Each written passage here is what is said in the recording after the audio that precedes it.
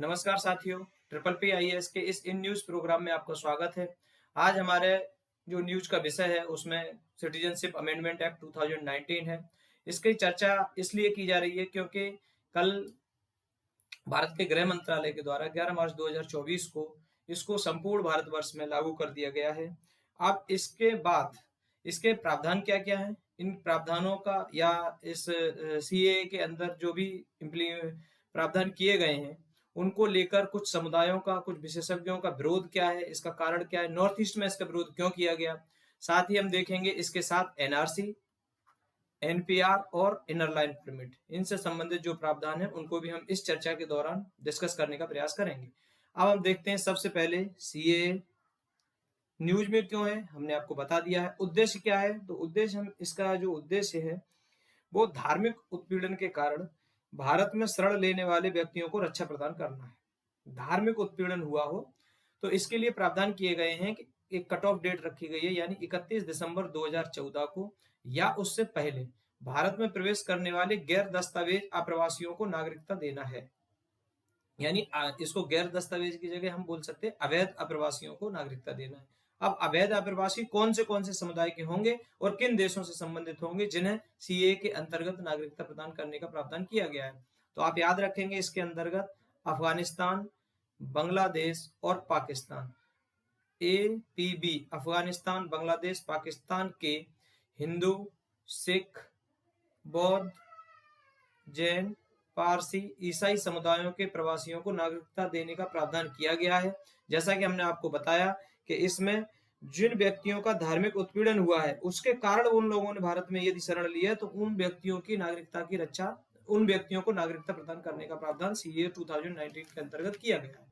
कल जो अधिसूचना जारी हुई है उसके अकॉर्डिंग जो शर्तें नागरिकता प्राप्त करने के संबंध में की गई हैं उनमें आप देखेंगे कि एक शर्त का प्रावधान, एक ऐसा प्रावधान किया गया है जिसमें उन्हीं व्यक्तियों को नागरिकता दी जाएगी जिन्होंने भारत में कम से कम 12 महीने बिताने के बाद ही नागरिकता चाहने वाले लोगों को इसके तहत, यानी 12 महीने का समय भारत में बिताने के बाद सीए के एक्ट के तहत नागरिकता प्राप्त करने के लिए प्रतिवेदन दे सकते हैं।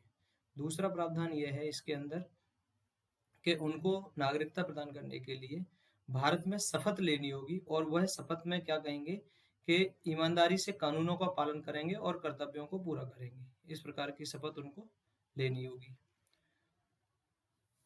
यह प्रावधान कल अधिसूचित हुए हैं, उनमें सीए के संबंध में किए गए हैं।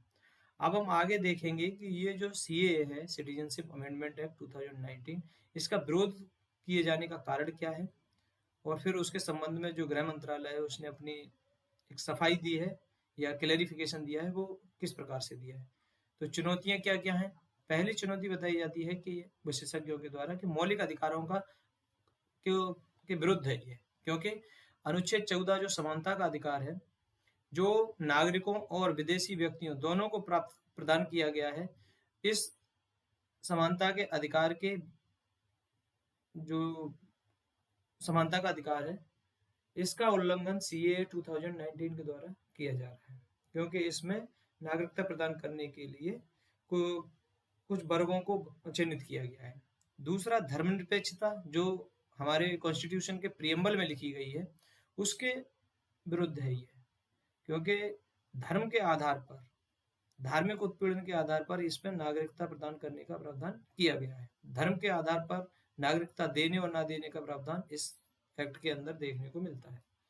विशेष लक्षित समुदाय, यानी इसमें आशंका व्यक्त की गई है कि सीए के बाद, यानी सीए अधिसूचित हो गया, अब इसके बाद देशव्यापी राष्ट्रीय नागरिक register, national register of citizenship का संकलन किया जाएगा, जिसमें बहिष्कृत गैर मुसलमान, बहिष्कृत यानी गैर मुसलमान, यानी जो 6 कम्युनिटी हैं, वो जो नॉन मुस्लिम 6 कम्युनिटी हैं उनको तो नागरिकता प्रदान की जाएगी, जबकि मुसलमानों को अपनी नागरिकता साबित करनी होगी।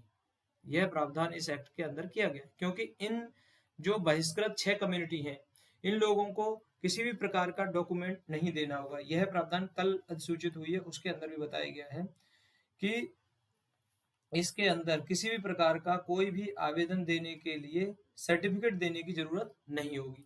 जबकि यदि किसी मुसलमान को नागरिकता प्राप्त करनी होगी तो उसे अपनी नागरिकता साबित करने के लिए सर्टिफिकेट यानी डॉक्यूमेंट प्रदान करना होगा। साथ ही उत्तर पूर्व से संबंधित मुद्दे इसमें जुड़े हुए हैं, क्योंकि एक असम का समझौता हुआ था वर्ष 1985 का। इस समझौते के अंदर जो कट ऑफ डेट थी वो थी 25 मार्च 1971। इस 25 मार्च 1971 के साथ कहा गया, इस असम समझौते में इस डेट कट ऑफ के साथ कहा गया था कि बांग्लादेश से आने वाले अवैध प्रवासियों, चाहे वे किसी भी धर्म के हों, उन्हें निर्वासित कर दिया जाएगा। यहाँ पर किसी भी धर्म को रोकने का या नागरिकता प्रदान करने का प्रयास नहीं किया गया। यहाँ पे सभी अवैध प्रवासियों को निर्वासित करने का प्रावधान किया गया था 1985 के असम एग्रीमेंट के अंतर्गत। कट ऑफ डेट थी 25 मार्च 1971, यानी 25 मार्च 1971 के पहले जो भी बांग्लादेशी प्रवासी भारत में आ गए उन्हें नागरिकता प्रदान की जाएगी, और 25 मार्च 1971 के बाद जो भी बांग्लादेश से आए हुए अवैध प्रवासी हैं वो किसी भी धर्म से संबंधित हो, उन सभी को निर्वासित कर दिया जाएगा। लेकिन अब यहाँ आप सीए से इसका उल्लंघन देखेंगे। सीए के साथ इसका अगर हम द्वंद्व देखें तो वो है कि यह कहता है कि 31 दिसंबर 2014 या उसके पहले के जो भी इन 6 कम्युनिटी के कैंडिडेट हैं उन लोगों को नागरिकता प्रदान कर दी जाएगी। तो इस प्रकार से यह एक मतभेद देखने को मिलता है। द्विपक्षीय संबंधों पर भी इसमें बाधा के रूप में देखा गया है, क्योंकि यह अधिनियम क्या करता है कि धार्मिक उत्पीड़न के जो मामले हैं उनको दिखाने का प्रयास सीए 2019 के माध्यम से करता है। और यह धार्मिक उत्पीड़न किन देशों में? अफगानिस्तान, पाकिस्तान और बांग्लादेश के अंदर। तो इसी के चलते द्विपक्षीय संबंधों में बाधा उत्पन्न हो सकती है, जैसा कि बांग्लादेश के मामले में इस प्रकार के संबंध हमारे बिगड़ते हुए अभी कुछ हालिया वर्षों में देखे गए थे। इसके लिए एक और जो चुनौती पेश की गई है या एक कमी बताई गई है वो है भेदभावपूर्ण बताया गया है इसको। इसे भेदभावपूर्ण बताने का क्या अर्थ है?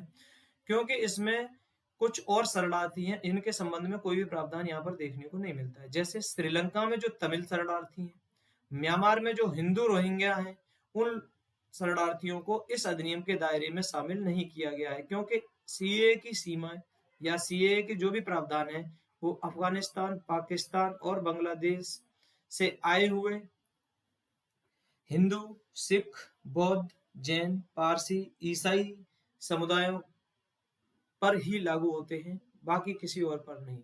इसलिए बताया गया है कि जो तमिल शरणार्थी श्रीलंका में प्रताड़ित हैं, जो हिंदू रोहिंग्या म्यांमार में प्रताड़ित हैं, उन लोगों को इस अधिनियम के दायरे में शामिल नहीं किया गया है। इन चुनौतियों को और इन अस्पष्टताओं को स्पष्टीकरण करने के लिए गृह मंत्रालय ने स्पष्टीकरण दिया है। गृह मंत्रालय ने बताया है कि भारतीय नागरिकों पर सीए लागू नहीं होगा। यह इस वजह से बताया गया है कि इसमें बताया गया है कि किसी विशेष समूह को चिन्हित करने के लिए प्रावधान लाए गए हैं। इसके स्पष्टीकरण में गृह मंत्रालय ने बताया है कि यह जो सीए के प्रावधान है ये भारतीय नागरिकों पर लागू नहीं होंगे, इसलिए किसी भी विशिष्ट समुदाय की नागरिकता के खोने का कोई भय नहीं है।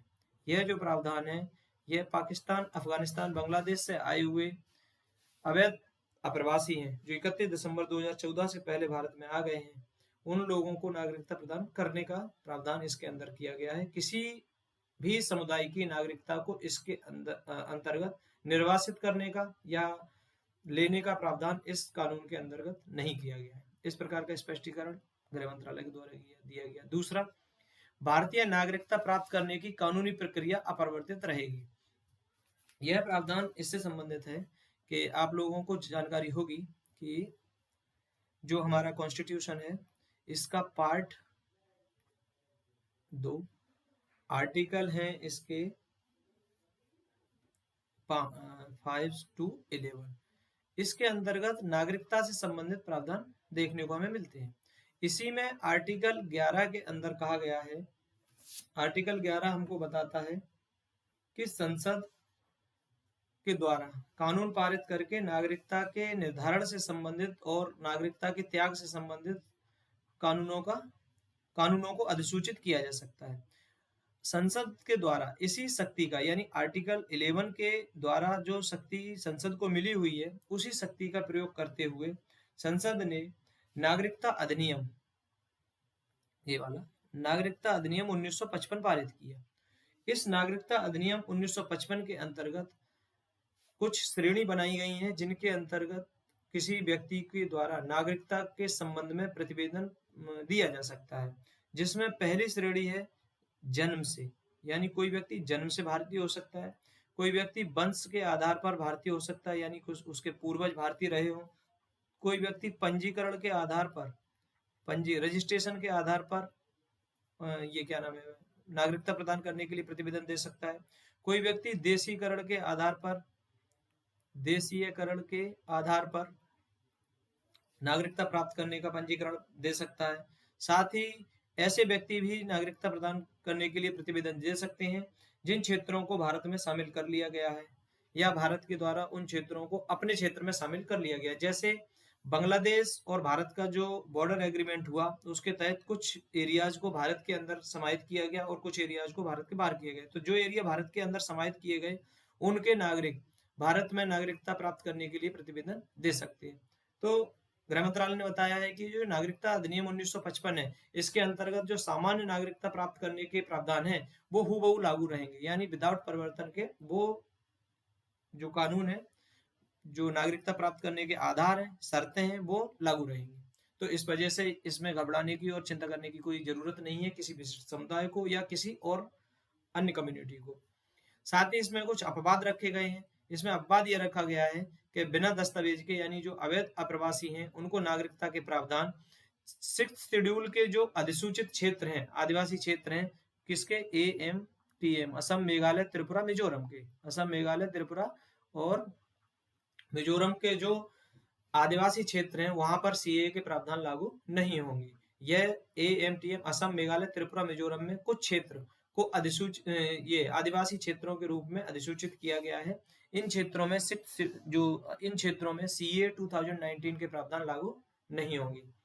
अब आपको यहाँ पर 6th शेड्यूल भी समझ लेना होगा। 6th शेड्यूल हमने जो पॉलिटी का डिस्कशन किया था, उसके अंदर हमने कई बार इसका डिस्कशन किया है। जिन लोगों ने भी वो सेशन नहीं देखे हैं, उन सेशंस को जाकर देख सकते हैं। आपको 6th शेड्यूल 5th शेड्यूल में डिफरेंस, ये सब आपको वहां पर पता चल जाएंगे।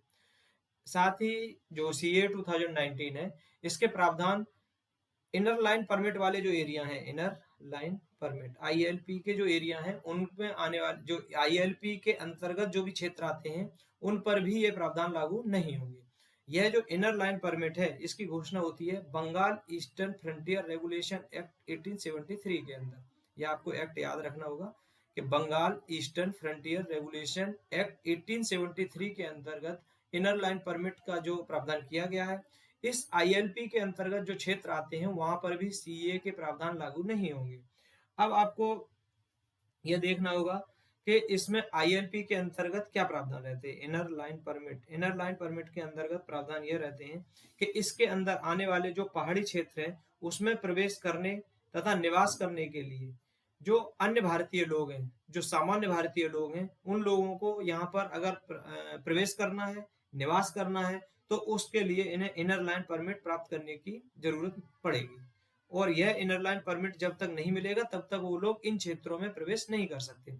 इस इनर लाइन परमिट के अंदर अभी जिन राज्यों का क्षेत्र शामिल किया गया है, जिन राज्यों के कुछ क्षेत्र शामिल किए गए हैं, उसमें एक तो अरुणाचल प्रदेश है, दूसरा है नागालैंड, तीसरा है मिजोरम, और 2019 में संशोधन के माध्यम से मणिपुर को इसमें और शामिल किया गया। तो इस प्रकार से अभी 4 राज्यों के क्षेत्र हैं जिनमें इनर लाइन परमिट की आवश्यकता रहती है। तो आप याद रखेंगे, और पूछा जा सकता है पीटी के अंतर्गत, UPSC में पूछा जा सकता है इनर लाइन परमिट के अंदर कौन से राज्यों के क्षेत्र शामिल किए गए हैं। अरुणाचल प्रदेश है, नागालैंड है, मिजोरम है और मणिपुर है। इन 4 राज्यों के क्षेत्र इस इनर लाइन परमिट के अंतर्गत आते हैं। इस इनर लाइन परमिट के जो इनर लाइन परमिट का कानून है, ये है तो 1873 का, तो ये औपनिवेशिक काल का कानून है, लेकिन अभी वर्तमान तक इसको लागू करने की जो उद्देश्य देखा गया है या जो वजह बताई गई है, उसमें यह है कि स्थानीय जो आदिवासी समुदाय है, उसके सांस्कृतिक आर्थिक जो हित हैं, उनकी रक्षा करना इसका भी उद्देश्य बताया जाता है। इस वजह से इसको आज तक लागू किया गया है। अब हम आगे देखते हैं, इसमें जो चर्चा में आए टर्म्स हैं, जिसमें NRC एक चर्चा में आया, नेशनल रजिस्टर ऑफ सिटीजन्स। इसमें क्या होगा कि भारत में जो अवैध रूप से रह रहे लोग हैं, उनका डेटा तैयार करने का कार्य एनआरसी के माध्यम से किया जाएगा। एनआरसी को सबसे पहले असम के अंदर लागू किया गया, अब उसके बाद उसे संपूर्ण देश में लागू करने की बात की जा रही है।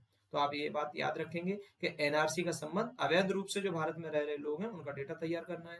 सीए अपनी डिस्कशन का विषय ही था, उसमें बताया गया है कि धार्मिक तौर पर गैर मुस्लिम पीड़ितों को भारत में नागरिकता देने का कानून है। कट ऑफ डेट है 31 दिसंबर 2014।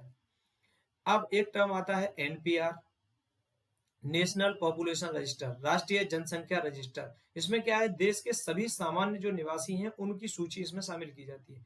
सभी सामान्य निवासी, ये टर्म आप याद रखेंगे, पूछा जा सकता है किसी भी प्री एग्जाम के अंदर कि एनपीआर के तहत सामान्य निवासी के रूप में किसको परिभाषित किया गया है। तो आप बताएंगे इसमें कि एनपीआर के अंतर्गत सामान्य निवासी के रूप में उन व्यक्तियों को परिभाषित किया जाता है जो कम से कम 6 महीने से किसी स्थानीय क्षेत्र में रह रहे हो या अगले 6 माह के लिए किसी विशेष स्थान पर रहने के इच्छुक हो। उन लोगों को एनपीआर के अंदर सामान्य निवासी के रूप में परिभाषित किया जाता है। इस प्रकार हमारी जो डिस्कशन थी आज की वो यहीं पर समाप्त होती है।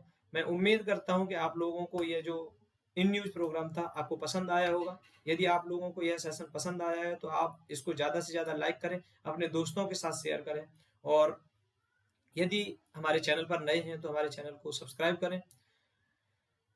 और इसकी जो पीडीएफ है वो आपको यदि चाहिए तो टेलीग्राम चैनल पर अवेलेबल करा दी गई है, आप वहां से जाकर इसकी पीडीएफ प्राप्त कर सकते हैं। आप लोगों ने ध्यानपूर्वक इसको सुना, इसके लिए आपका बहुत बहुत धन्यवाद। मिलते हैं हम किसी नए टॉपिक के साथ अगले सेशन में, तब तक के लिए जय हिंद, जय भारत।